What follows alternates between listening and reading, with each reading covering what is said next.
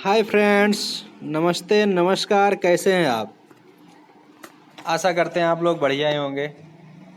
चलिए आज की वकैब की सीरीज स्टार्ट करते हैं। ठीक है दोस्तों, इडियम एंड फ्रेज की क्लास चल रही थी हमारी। ठीक है, ज़बरदस्त कंटेंट के साथ कम समय में ज़्यादा कंटेंट आप लोगों को प्रोवाइड करवाया जा रहा है। ठीक है दोस्तों, आप लोग हमारे चैनल को लाइक कर दीजिए, शेयर कर दीजिए और सब्सक्राइब कर दीजिए ताकि हमें भी मोटिवेशन मिलता रहे। ठीक है दोस्तों, चलिए ज़्यादा समय ना व्यतीत करते हुए स्टार्ट करते हैं। ठीक है दोस्तों, पहला वर्ड हमारा है। ठीक है दोस्तों, पहला वर्ड हमारा है bull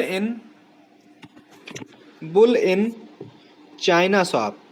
bull in the China shop, इसका मतलब होता है दोस्तों जो जगह के अनुकूल ना हो। ठीक है, जगह के अनुकूल ना हो उसे बोला जाता है one who is out of place in A dedicated situation. ऐसा जगह जहाँ पे अनुकूल ना हो, ऐसा जगह जो अनुकूल ना हो मतलब प्रतिकूल हो।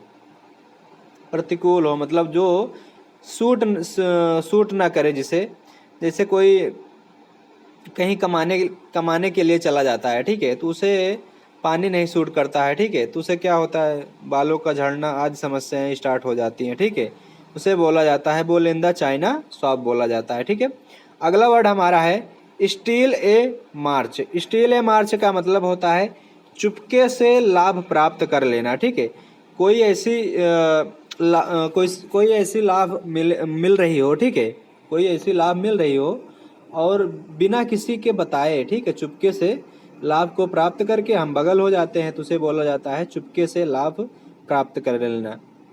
To obtain a advantage by secret means.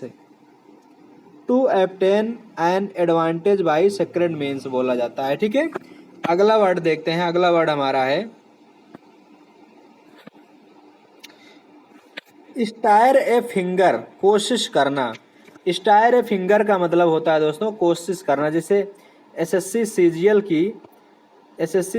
की आप तैयारी कर रहे हैं। ठीक है, एसएससी सीजीएल की तैयारी कर रहे हैं आप, तो आप कोशिश कर रहे हैं, कोशिश कर रहे हैं कि हमारा सीजीएल निकल जाएगा और हम इनकम टैक्स ऑफिसर बन जाएंगे।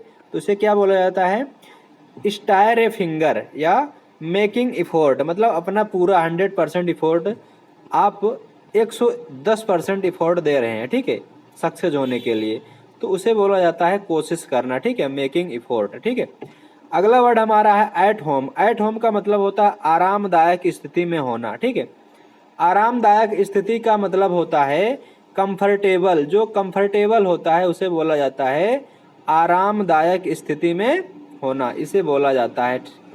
समझ में आया दोस्तों? चलिए अगला वर्ड देखते हैं। अगला वर्ड हमारा है अंडर ए क्लाउड। अंडर ए क्लाउड का मतलब होता है शक के दायरे में आना।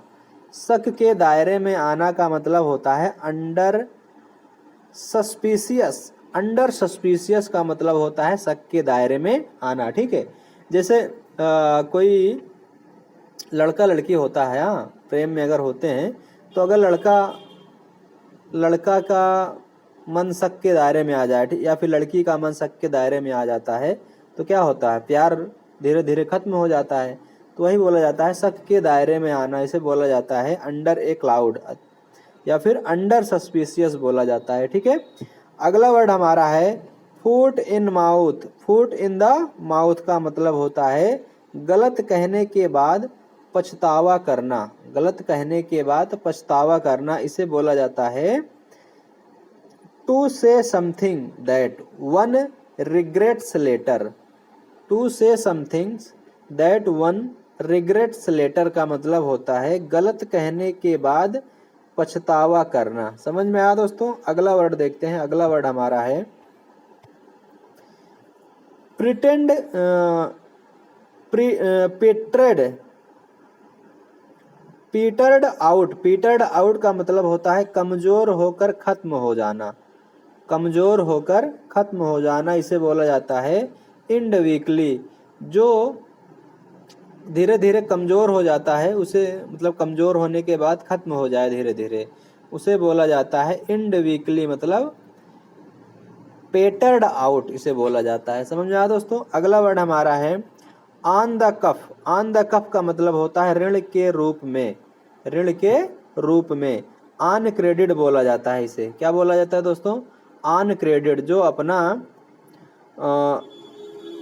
क्रेडिट, अपने क्रेडिट पे, अपने विश्वास पर किसी से ऋण ले लेता है उसे बोला जाता है ऑन द कफ या फिर ऑन क्रेडिट बोला जाता है। ठीक है।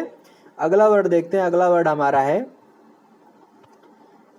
हमारा है under the gun. Under the gun का मतलब होता है कुछ करने का दबाव होना, कुछ करने का दबाव होना, इसे बोला जाता है under the gun. Under pressure to something. Under pressure to something का मतलब होता है कुछ करने का दबाव होना। ठीक है। मतलब जैसे आप एसएससी सीजीएल की तैयारी कर रहे हैं तो प्रेशर है आपके अंदर, क्या है? कुछ करने का दबाव है, प्रेशर है कि अगर हम नहीं कर पाएंगे तो हमारे घर वाले ये बोल देंगे, हमारे घर वाले वो बोल देंगे, हमारे माता पिता ये बोल देंगे, वो बोल देंगे। इसे बोला जाता है अंडर प्रेशर टू समथिंग बोला जाता है। ठीक है।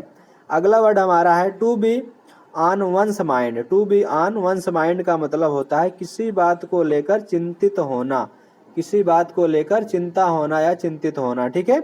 अगला वर्ड हमारा है to worry about something. To worry about something का मतलब होता है किसी बात को लेकर चिंतित होना या फिर चिंता करना। ठीक है। अगला वर्ड देखते हैं। अगला वर्ड हमारा है cool. Cool on one sword. Cool on one sword का मतलब होता है जिम्मेदारी लेते हुए अपने पद का इस्तीफा देना। ठीक है। जैसे आप किसी कंपनी में या फिर किसी सरकारी नौकरी कर रहे हैं, ठीक है, तो अपनी जिम्मेदारी लेते हुए अपने पद से क्या कर रहे हैं? इस्तीफा दे रहे हैं कि हम अब काम नहीं कर रहे हैं, अपने जिम्मेदारी से हम क्या कर रहे हैं? ये काम छोड़ रहे हैं। ठीक है। कंपनी छोड़ रहे हैं। उसे बोला जाता है assume responsibility or blame on behalf to of other people. मतलब अपनी जिम्मेदारी लेते हुए अपने पद का इस्तीफा दे देना। ठीक है। इसे बोला जाता है। समझ में आया दोस्तों। अगला वर्ड हमारा है cast pearls before the swine. Cast pearl before the swine का मतलब होता है बंदर के हाथ में नारियल। ये कहावत है हमारी, बंदर के हाथ में नारियल। उसे बोला जाता है a right thing in wrong hand. मतलब अच्छे आदमी, बंदर के हाथ में नारियल का मतलब होता है गलत आदमी के हाथ में अच्छी चीज मिल जाना या फिर अच्छे आदमी की चीज में हाथ में गलत चीजें मिल जाना। उसे बोला जाता है बंदर के हाथ में नारियल बोला जाता है। समझ में आया दोस्तों। अगला वर्ड हमारा है sail under false. Sail under false का मतलब होता है दोस्तों धोखा देना, किसी को धोखा देना। उसे बोला जाता है to pretend to be something that you are not. मतलब किसी को धोखा देना, धोखा दे देना, इसे बोला जाता है सेल अंडर फॉल्स कलर बोला जाता है। समझ में आया दोस्तों। अगला वर्ड हमारा है upset the apple cart. Upset the apple cart का मतलब होता है मुसीबत पैदा करना। ठीक है। To create difficulty. To create difficulty का मतलब होता है मुसीबत पैदा करना। मुसीबत पैदा करना इसका मतलब होता है अपसेट द एप्पल कार्ट बोला जाता है। ठीक है। चलिए अगला वर्ड देखते हैं। अगला वर्ड हमारा है make ducks and drakes. Make ducks and drakes का मतलब होता है गंवा देना, मतलब अपनी इज्जत गंवा देना। ठीक है। जैसे आप कोई अच्छे खासे रिस्पॉन्सिबिलिटी, मतलब जिम्मेदार आदमी है, ठीक है, और आप किसी समाज में गए हैं और अपने ही हाथों से कोई गलत काम कर दिए और अपनी इज्जत क्या कर दिए? गंवा दिए। उसे बोला जाता है to ducks and drakes. To ducks and drakes का मतलब होता है गंवा देना, अपनी इज्जत को गंवा देना। ठीक है। मैडन स्पीच, मैडन स्पीच का मतलब होता है प्रथम सार्वजनिक भाषण। कोई भाषण जो पहली बार जो दे, सार्वजनिक मतलब पब्लिकली, पब्लिकली जो अपनी भाषा में किसी के भाषण दे उसे बोला जाता है फर्स्ट स्पीच। जो सबसे पहली बार भाषण देता है उसे बोला जाता है प्रथम सार्वजनिक भाषण, फर्स्ट स्पीच बोला जाता है, ठीक है, मैडन स्पीच बोला जाता है। समझ में आया? अगला वर्ड है, अगला वर्ड देखते हैं। खत्म हो गया दोस्तों, लास्ट वर्ड था हमारा, खत्म हो गया है। चलिए ठीक है। एसएससी सीजीएल, एसएससी सीजीएल का एग्ज़ाम होगा 2 जुलाई से, जो 2 जुलाई से एसएससी सीजीएल का एग्ज़ाम होगा, ठीक है।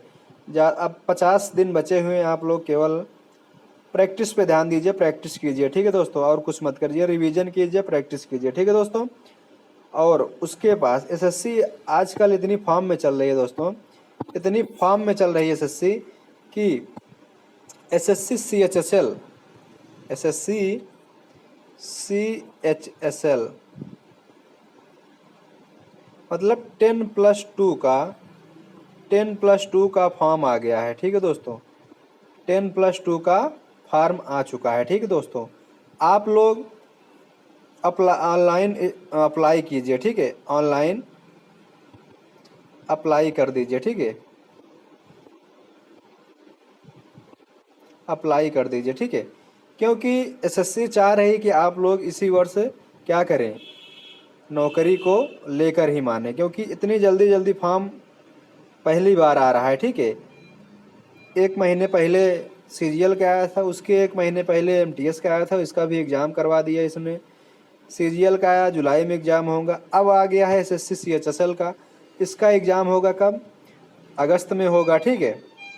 तो आप लोग एसएससी जब नौकरी देने के लिए तैयार है तो आप लोग लेने के लिए तैयार हो जाइए, ठीक है दोस्तों।